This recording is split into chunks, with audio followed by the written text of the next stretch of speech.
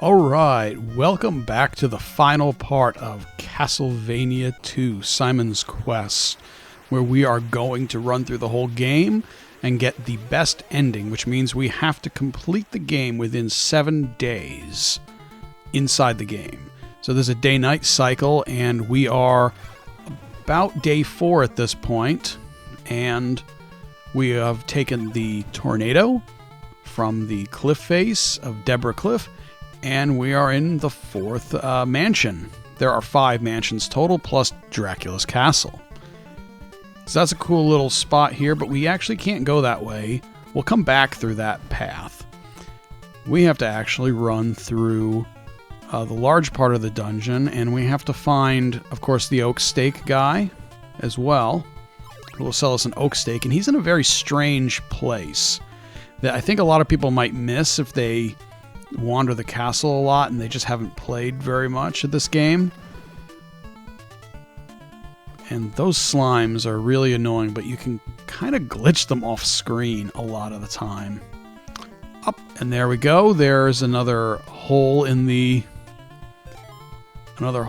ground. So we're gonna have to jump over that. I think that's the last of the pitfalls in this game. There's only a couple. There's ones in a few levels, but there aren't very many of them. So it's not something you have to worry about too much. You can actually equip the Eye of Dracula, and you can actually see the holes. It actually makes those fake blocks disappear. I didn't do that there, but you can actually do that. It's not really too tough. And we're going to take this top path because bottom path just leads nowhere. And this is another one of these areas where it would be nice to equip the eye, but I didn't when I ran through this. I'm actually recording this after I completed the game and edited down just some of the places where I took a break and just stood there for 5 minutes, or where I would grind it in the dungeons to gain extra levels. You can see my life bar is a lot bigger than when you start with. So there's our fake blocks. We jump through and we're on the second half of the dungeon. This one is another relatively quick dungeon compared to 3. 3 was just a very long path that you have to take both to get to the orb and get back from the orb. And these blind jumps are the worst because you almost always are going to end up taking a hit when you do that. Now here we have some more blocks that you can break. We're just going to follow this skeleton. You can see things are getting a little more dismal. There's a lot more of these like hung corpses up on the walls. Now this area, there's 2 choices, and we're gonna go down, and yeah, sometimes the stairs you can get kind of stuck trying to go downstairs. And this blind jump, a lot of people miss this. You actually have to do this to get to the oak stake. So if you didn't bring one from the level 3 mansion, you have to go out on top of the ceiling and buy it from this guy here. And this is another thing that might confuse people. If you try and go back, your jump is just slightly too short to get up there. So we're going to have to drop down through another pitfall, which takes us to a different area of the dungeon. But luckily, this is actually the way we want to go. So this actually works out for us. So if you didn't know about that fake wall there, and you weren't using Dracula's eye, you could literally spend hours in this dungeon just wandering around, looking for where you're supposed to go. So here's our next orb. This will give us the Nail of Dracula. And what that does is it allows us to break those blocks. the way the holy water does with our whip. So there's the nail. And we only have one more place that we need to go. The fifth mansion, we will get the Ring of Dracula. And the ring doesn't actually do anything when we get it. You just need it to resurrect Dracula. All right, so we're on our way back. I grind it up for another level. And I'm going to equip the nail here. And as you can see, it does the same job that the holy water does. Not quite as useful as some of the other items, but I mean, it has a couple places where it's useful. And this takes us back to the beginning. This is that fake wall where we couldn't progress any further that I showed a few minutes ago. At this point, we're just going to leave, and we have two choices here. We can head east or west. If we go east, we'll arrive at a town that'll give us clues on where the fifth mansion is, but we ultimately want to go west. And at this point, we really do need to save time. Again, we hold our crystal up to the lake. Basically drains the river. I guess that's what it's supposed to be, is you're draining the river by breaking this curse. And then you proceed on. One of our weapons is in this area, which we're going to get in just a minute. And again, we have some of these breakable blocks. And there's some enemies we have to be careful of, because if you fall down here, there's a good chance you're going to die. So we want to take this just a little bit slow. Again, just be patient and wait for these skulls. Here we go. So below us, we need to make a leap of faith here, because we need to break those blocks, those 3 blocks down at the bottom of the screen. So here we go. We're going to drop down, and if we have the crystal equipped, these platforms appear. And it's kind of stuck in the in the wall with this skeleton, with this skull. So this is why we needed the Morning Star in the previous town. Is because if we have the Morning Star, this guy will give you the Flame Whip, or just power your whip up. Is basically what he did. So now you have this magically enchanted Morning Star that basically burns your enemies to death. And unfortunately, these blocks are not background tiles, they're sprites, so there's too many of them on screen on the same line. So not only do they flicker, but you also get massive slowdown on the system because of those. And as you can see, it doubles our damage. Those things took 2 hits before with the Morning Star, now with the Flame Whip, they only take 1 hit. This will make the rest of our journey relatively easy. And it's always good when you don't need a certain item. It's always good to have your shield equipped, because some enemies do shoot fireballs at you.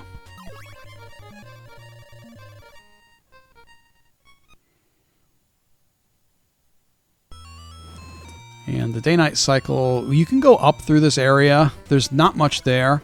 You do have to watch out for that skeleton when you get into this area, because he can knock you back into the previous area over and over again if you're not ready for it. These blocks are the worst. You have to wait till the block that you're standing on is at its peak, and the block that you're jumping to is in descent. Otherwise, your jump won't make it. There is a trick you can do, is if you swing your whip at the last moment, sometimes it will actually reset your sprite position so you can get on some of those blocks. So that's another real trick. And this is again why we needed all of these laurels, is that this is a very long path, and if you don't have the laurels equipped, you will take damage in this swamp, and it also slows you down. So like you move so slow through this when you don't have the laurels on that you simply can't make it across. And as you can see, we used 3 of our 4 laurels. Now, getting back, there's actually a place where we can get laurels inside the 5th mansion. So this is the last one. This mansion isn't necessarily difficult, and that's maybe one of the problems with this game. They focused on like the maze elements of the dungeons and left just only a few types of enemies. You have the knights in armor with the pitchforks or tridents. You have the skeletons, a couple different varieties of skeletons, and a few dungeons have those devils. But other than that, there's no real enemy variety in these dungeons. They all start looking the same. But this is the last one we have to traverse. Like I said, we're going to get the Ring of Dracula here, which doesn't actually do anything, but you do need it to get through the bridge to Dracula's castle. You also need the Holy Cross, or in the Japanese version, it's the rosary, which there's a clue in one of the towns that tells you this. You also need that to get through the barrier to Dracula's castle. So we'll fight the boss in this level to get that, and it's not although it looks optional, it is not an optional fight. You have to get that item. That position of the skeleton is really annoying. That's, again, some more bad enemy design, bad enemy placement in the design. We really just wanted him out of the way so we can make this jump, which, again, you have to be on the very, very edge of the platform to do that. And again, they're really placing these enemies in positions that are really inconvenient. And again, these jumps are really tough. All right, and here's our oak stake guy. This is the last time we have to buy an oak stake. And yeah, I'm trying to check if you can break these blocks. But unfortunately, I think this guy's like programmed to walk up to you. So every time you attack when he's nearby, it triggers that.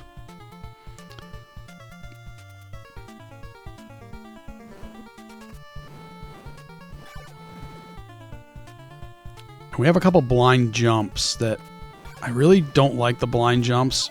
That jumping skeleton is going to appear a couple times in these blind jumps, and he's really annoying.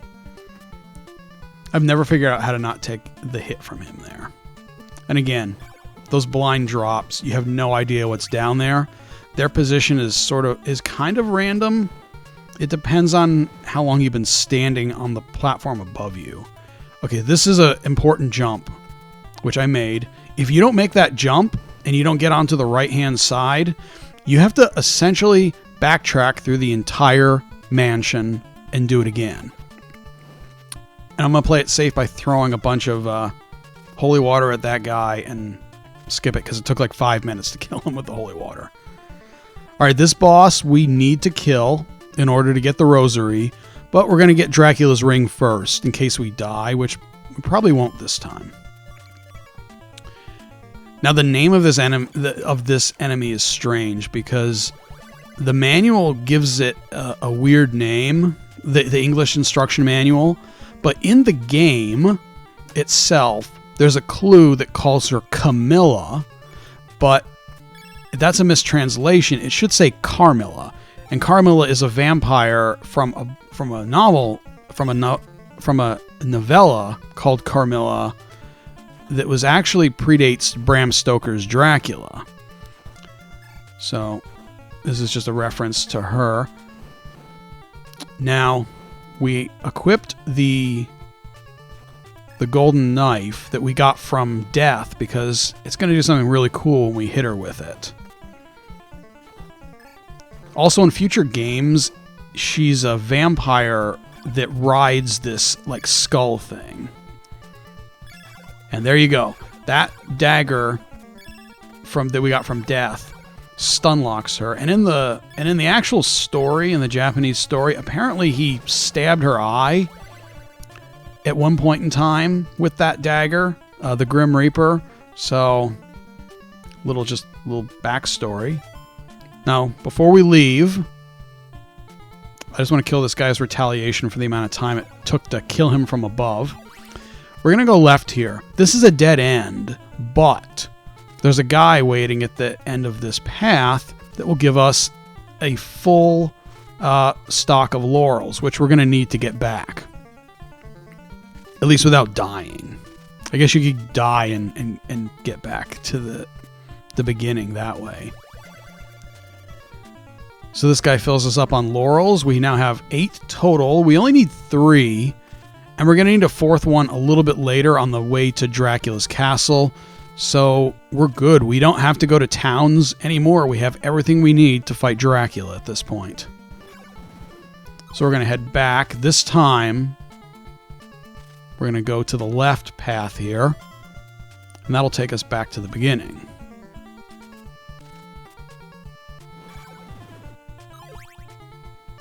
And you don't have to worry about fake blocks here either.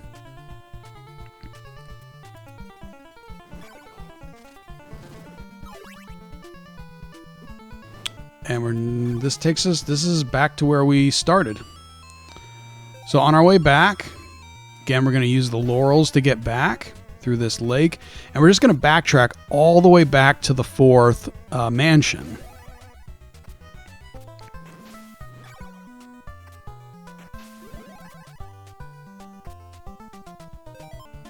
So here's the 4th mansion where the tornado took us. Instead of heading west, we're going to head east. And I wish the daytime would switch soon because this is a really cool looking area. Here we go. So we're in the mountains now, as you can see. Before we were in kind of the forested area. But you'll notice that the closer we get to Dracula's castle, the more grim, the more muted the colors are, the more everything just looks dead. You see all these dead trees and everything is muted out in color. Everything looks just dark and dreary. Now this town, you get some clues about getting into Dracula's castle, but we don't really need to do anything in here. So we're just going to pass by this town. And there's one more town before we get to Dracula's castle. Strangely, these guys, these mud creatures were supposed to be... I think they're supposed to be in a different area. Or this is supposed to be like mud and not water. Because if you look at their sprite is... like the splash they make is brown. I think this is... I think they're supposed to be in dirt. And not in water. So I don't know if the area was supposed to be mud or they wanted these mud creatures for a different area and just repurposed them and didn't change the sprite. As you can see, these fireballs are ridiculously fast. You know that this is like endgame kind of area. This is the last time we're going to have to use some laurels.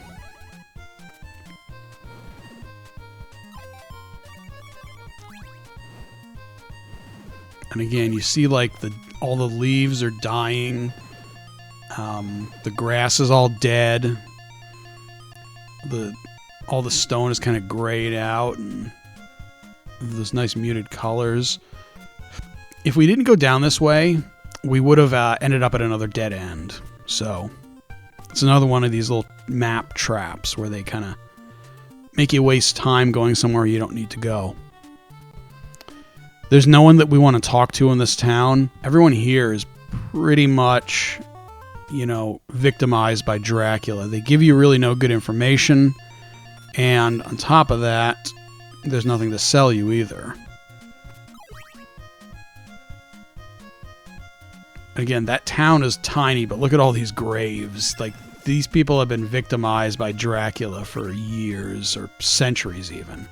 And I love these ghosts. I wish they kept that sprite for future Castlevania games instead of that weird looking ghost that you see in the other games. Here we are. This is the bridge to Dracula's castle.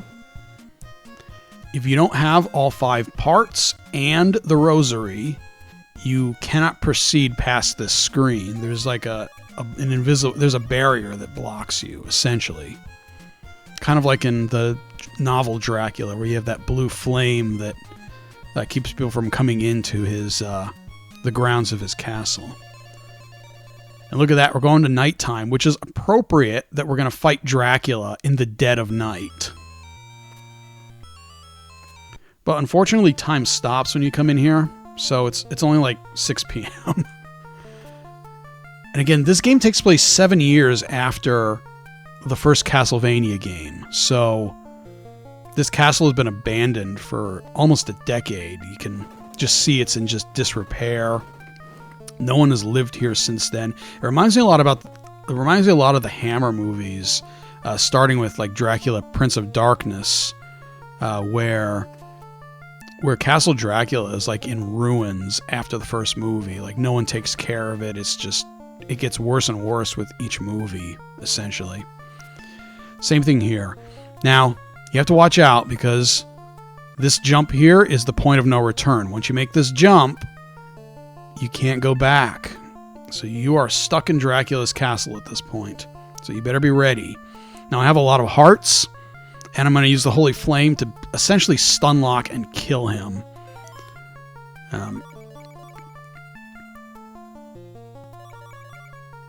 Again, the menus are one of the most confusing things to navigate in this game. So the Holy Flame uses hearts. We've maxed out. So if you don't have enough hearts to do this trick, you do have to fight him normally, and it's a lot more difficult, though he's still relatively easy. Probably one of my biggest complaints about this game is just the ease of the bosses. They weren't the focus of the game. So here it goes. The parts come together in the fire, and you have Dracula, who I wish they had more detail on his face. It's like he's basically in skeletal form. So you see his face has no flesh on it. It's just a skeleton, but it has the vampire fangs, at least in the pictures. But this sprite doesn't do him justice. And there we go. That's how easy it is to beat him. And here's our ending. I'm going to read this out. They did change this text for the US version because this is very awkward, the way they wrote this. And the battle ended. Simon Belmont put an eternal period to the legend of Dracula. His blood and sweat penetrated into the ground of Transylvania. Will bring us full-blown flowers with happiness in the next spring. Toast to your 6 days battle. So there we go. That is the best ending, and you get this very weird credit sequence, which, you know, back then no one included their real names in the game. Like, it was the same thing with the first Castlevania game. Now, what I think about this game, it's one of my favorite Castlevania games. I know why people get frustrated with this game. A lot of the clues are translated poorly.